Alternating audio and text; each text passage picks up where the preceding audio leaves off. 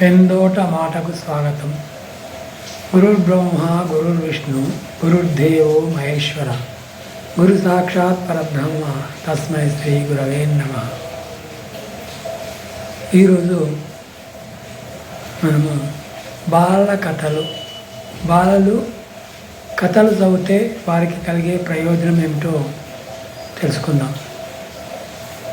నానమ్మ కానీ, అమ్మమ్మ కానీ, తాత కానీ, బాబాయ్ కానీ కనబడితే చాలు, సాయంత్రం అయితే మరీ మంచిది, పిల్లలు ఒక కథ చెప్పవా అని వెంబడి పడుతుంటారు.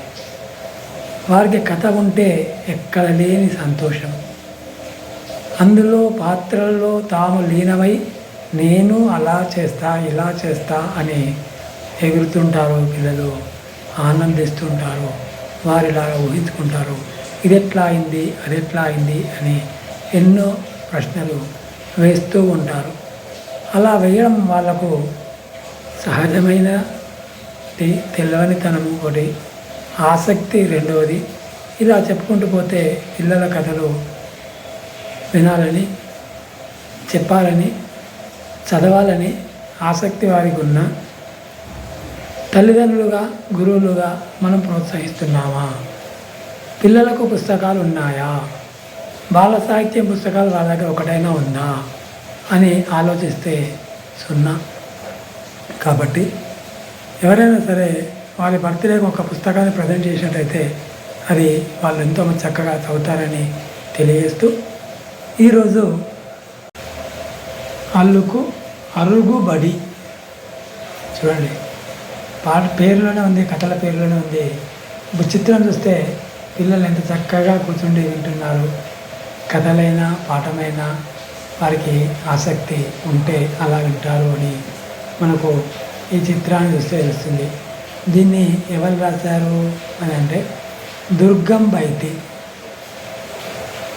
దీన్ని రాశారు. ఇందులో 14 కథలు ఉన్నాయి. అతడు హిందీ ఉపాధ్యాయుడు అయినప్పటికీ మన తెలుగువాడే కాబట్టి తెలుగు భాష మీద మమకారంతో బాలలకు కథలు చెప్తూ, కథలు రాయిస్తూ, కవితలు చెప్తూ, కవితలు రాయిస్తూ ఉంటాడు. అక్షర సత్యం అనే ఒక పక్ష పత్రికను కూడా కొద్ది రోజులు నిర్వహించాడు. అలాగే దాని ద్వారా సుగుణ సాహితీ సమితికి కన్వీనర్గా ఉండి ఎన్నో పిల్లలకు ఉపయోగపడే చక్కని కార్యక్రమాలు నిర్వహిస్తూ, పోటీలు నిర్వహిస్తూ ప్రైజులు కూడా అందజేస్తుంటాడు. అలాంటి దుర్గం అయితే రాసిన ఈ అరుగుబడి గురించి ఈరోజు తెలుసుకుందాం. ఇందులో 14 కథలు ఉన్నాయి. ఏ కథకు ఆ కథనే గొప్పగా చెప్పుకోవచ్చు. ఎందుకంటే కథలు చదివినవాడు దాదాపు 2010 నుంచి రాస్తూ ఉన్నాడు కాబట్టి, మన పిల్లలతో ఉన్నాడు, హిందీ పండిత ఉపాధ్యాయుడు కాబట్టి అతనికి పిల్లలతో సహవాసం ఉంది.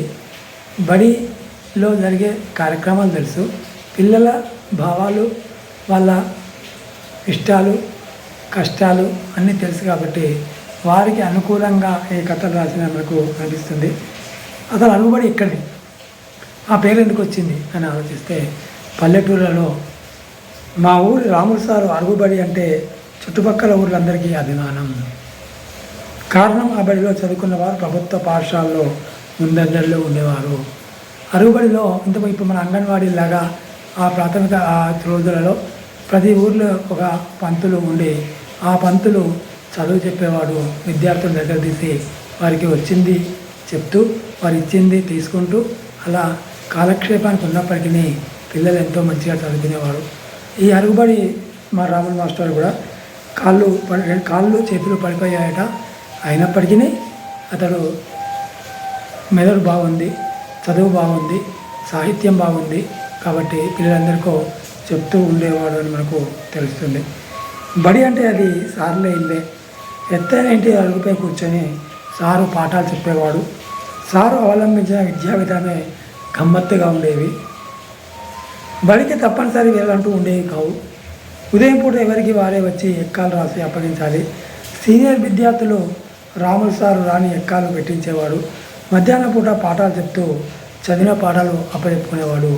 ఇలా ఆ పాఠశాల నియమ నిబంధనలతోటి కాకుండా వారి ఆసక్తిని, వారు వచ్చిన వేళలను బట్టి వారికి ఏం కావాలో అది దగ్గరుండి చెప్పి నేర్పిస్తూ అక్షర జ్ఞానంతో పాటు లెక్కలు చేసేటట్టుగా చదివేటట్టుగా చేసేవాడు అని మనకి తెలిసింది. బడిలో గడియారం ఉండేది కాదు. చూడండి, ముఖ్యమైనది ఇక్కడ. గోడ నీడను చూసి సమయాన్ని విద్యార్థులకు అంచనా వేసి లఘుబోధన విరామాలకు పంపేవారు. నగదు రూపంగా ఫీజు తీసుకోవడం చాలా తక్కువ. ఒక రకంగా వస్తు మార్పిడి విద్యా విధానం ఉండేది. విద్యార్థుల ఫీజుకు బదులుగా ధాన్యము, పశువులు, మేకలు, కుండలు, కుర్చీలు తమ కులవృత్తులను బట్టి సారుకు తెచ్చి ఇచ్చేవారు. ఇక రాత్రి వేళలో కూడా బడి నడిచేది. పశువుల కాపర్లు, చదువులేని వారు రాత్రిపూట సారింట్లోనే ఉండి చదువుకునేవారు. ఉదయం లేచి ఎవరి పనులకు వారు వెళ్ళేవారు. ఇలా నిరంతరం పద్యాలతో పాఠాలతో అభివృద్ధి మార్గమేది. ఇది రాముల సార్ ఇల్లు బడి, రాముల బడి, అరుగు బడి అని మనం చెప్పుకోవచ్చు. దీనికి వర్కోలు రాజలింగం గారు, అడ్వకేట్ గారు చక్కని అభిప్రాయం రాశారు. దుర్గం వైద్య గారు కూడా తన అనుభవాన్ని మనకు తెలియజేశారు. మొట్టమొదటి కాడ అంజయ్య కొండపలం. పర్వతగిరి అనే ఊరిలో గోవిందయ్య అనే ముసలి ఉన్నాడు. అతనికి 60 ఎకరాల వ్యవసాయ భూమి ఉంది. అతనికి 7 కుమారులు. వారందరికీ వివాహాలు కూడా జరిగాయి. అందులో పెద్ద కుమారుడు అంజయ్య అమాయకుడు. ఎవరు ఏ పని చెప్పినా కాదనకుండా చేసి పెడతాడు. అందరూ బాగుండాలి అని నిత్యం కోరుకుంటాడు.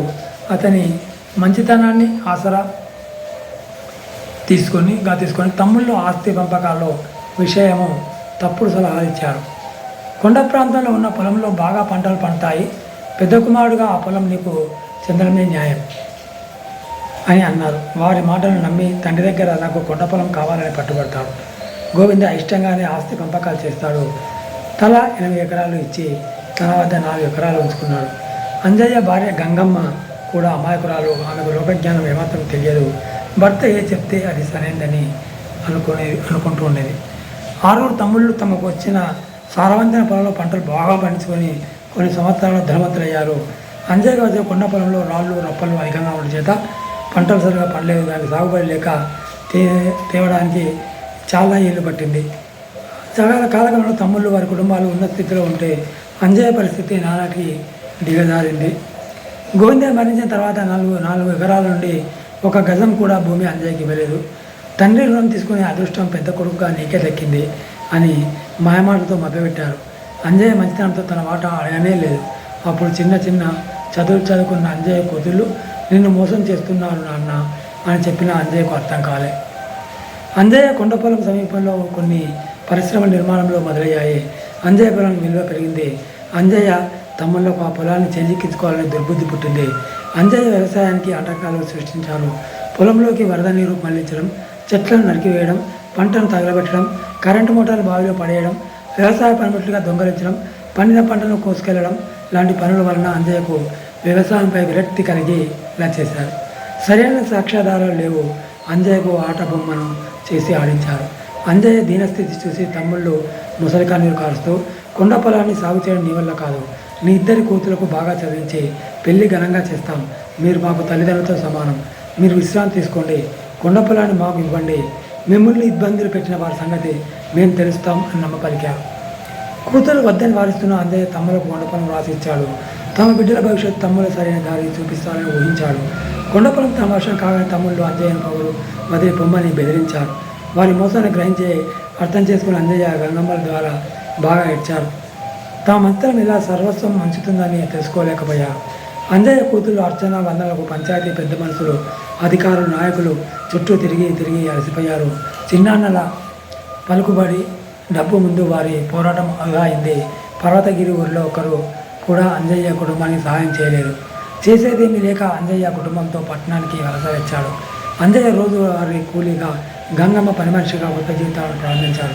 తమకు ఇంతటి ద్రోహం చేసిన వారికి ఎలాగైనా బుద్ధి చెప్పాలని అర్చనావందలు కష్టపడి తమ ఒక లక్ష్యంతో చదివారు. బిడ్డల చదువు కోసం అంజయ్య గంగమ్మలు బాగా శ్రమించారు. వారి శ్రమ వృధా కాలేదు. ఉన్నత చదువులు చదివి 1 పరీక్షల్లో ఆత్మవిశ్వాసంతో రాశారు. అర్చన IAS, వందన IPS సాధించారు. పర్వతగిరి ప్రజలు తమ ఊరి పిల్లలు అని గర్వంగా చెప్పుకోవడం మొదలెట్టారు. ప్రభుత్వ యంత్రాంగం దృష్టి పర్వతగిరిపై పడింది. ప్రజలు అంజయ్యకు 6 తమ్ములు చేసిన అన్యాయంను ప్రభుత్వ ఉన్నతాధికారులు నిర్ణయించారు. అంజయ్యకు చేసిన ద్రోహం అతని తమ్ముళ్లకు శాపమే కాటేసింది. ఆస్తి తగాదాలు నిత్యం వారు కొట్లాడుకుంటూనే ఉన్నారు. వారి పిల్లలు కూడా అదే దారిలో పయనిస్తున్నారు. అన్నకు ఇంత నమ్మక ద్రోహం చేసినా అతని మంచితనం అతని పిల్లలకు వరంగా మారిందని తమ్ముళ్ళు మొదలుపడుతున్నారు. తీసుకున్న ఆస్తి అన్నకు ఇచ్చి క్షమాపణ అడగాలని నిర్ణయించుకున్నారు. ఇచ్చిన తిరిగి తీసుకునే కుసంస్కారం తనకు లేదని అంజయ్య తమ్ముల నిర్ణయాన్ని తిరస్కరించాడు. మరోసారి మోసపోవడానికి ఇప్పుడు అంజయ్య అమాయకుడు కాదు, గతాన్ని మర్చిపోయి కేవలం భవిష్యత్తుపై దృష్టి సారిస్తున్న లోకజ్ఞాని గంగమ్మ కూడా. ఇది ఈనాడు ఆయిబుద్ధిలో వచ్చింది. ఇలాంటి కథలు 14 ఉన్నాయి. చదివితే బాగుంటుంది, పిల్లలకు చెప్తే బాగుంటుంది. పిల్లలకు ఈ పుస్తకం అందుబాటులో ఉండి చదవగలిగితే, దీన్ని వారికి చెప్పగలిగితే ఎంతో బాగా వాళ్ళలోని సృజనాత్మకత ఉంటుంది. ఎలా ఉండాలి, ఎలా ఉండకూడదు, అతి మంచితనం కూడా మంచిది కాదు, వారి పెద్దవారిని మోసం చేయడం కూడా మంచిది కాదు అని ఈ కథలో నిర్దేశిస్తుంది. ఇలాగే ప్రతి కథ కూడా నీతిని తెలుపుతూ అన్యాయాన్ని ఎదిరించలేకపోయినా అదే కాలమే ఎదిరిస్తుంది అని చెప్పే చక్కటి నీతి ఇందులో మనకు కనబడుతుంది. దుర్గం వైద్య గారు ఇప్పటికే 5-6 పుస్తకాలు రాశారు. వారి సాహిత్యానికి ఇలాగే కొనసాగించాలని తెలియజేస్తూ నేను ముగిస్తున్నాను. పెందోట మాట విన్న వారందరికీ కృతజ్ఞతలు, ధన్యవాదాలు తెలియజేస్తూ మరో పెందోట మాటలో మరో చక్కని పుస్తకాన్ని గురించి తెలుసుకుందాం.